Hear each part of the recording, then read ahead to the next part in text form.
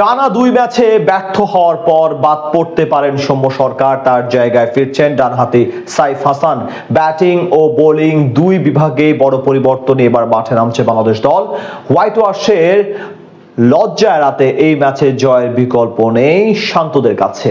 এমন মহাগুরুত্বপূর্ণ ম্যাচে তবে কেমন হবে টাইগারদের সেরা একাদশ, তাই নিয়ে বিস্তারিত এই রিপোর্টে। ঘরের মাঠে অস্ট্রেলিয়ার মতো দলকে সিরিজ হারিয়েছে, তার আগে পাকিস্তান ও নিউজিল্যান্ডের সাথে জয় পেয়েছে। বলা চলে আত্মবিশ্বাসের দিক থেকে একেবারে চূড়ায় ছিল বাংলাদেশ।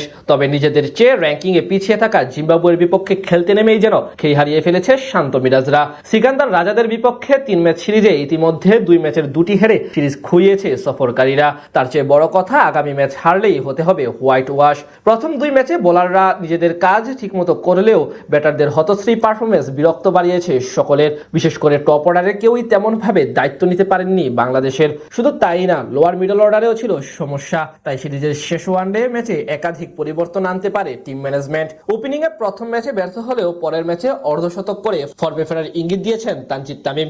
সবশেষ ম্যাচে হাঁকিয়েছেন অসাধারণ এক 50, যদিও শেষ অবধি ম্যাচে জয়ে ভূমিকা রাখতে পারেননি তিনি। অন্যদিকে তার পার্টনার হিসেবে এখন অবধি নিজেকে মেলে ধরতে পারেননি সৌম্য সরকার। অস্ট্রেলিয়া সিরিজের পর জিম্বাবুয়ের মাটিতে 2 ম্যাচের দুটোতেই ছিলেন পুরোপুরি ব্যর্থ। 2 ম্যাচে তার মোট রান কেবল 11। তাই তার জায়গায় আবারও ফেরানো হতে পারে সাইফ হাসানকে।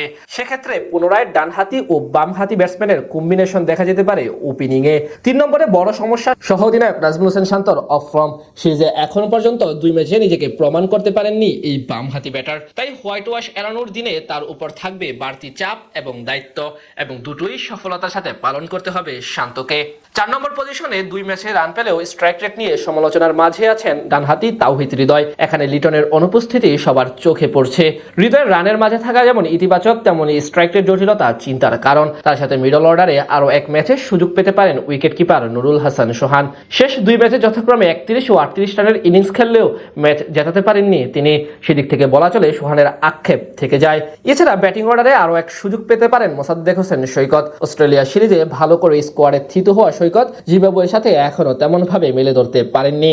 স্পিন বিভাগে অধিনায়ক মেহেদী হাসান মিরাজের সাথে রিশাদের বদলে ফিরতে পারেন বামহাতি তানভীর ইসলাম। সেক্ষেত্রে একাদশে একজন ডানহাতি ও বামহাতি স্পিনারের দেখা মিলবে। পেস বিভাগে মুস্তাফিজুর রহমানের ইনজুরি ভাবিয়ে তুলেছে টিম ম্যানেজমেন্টকে।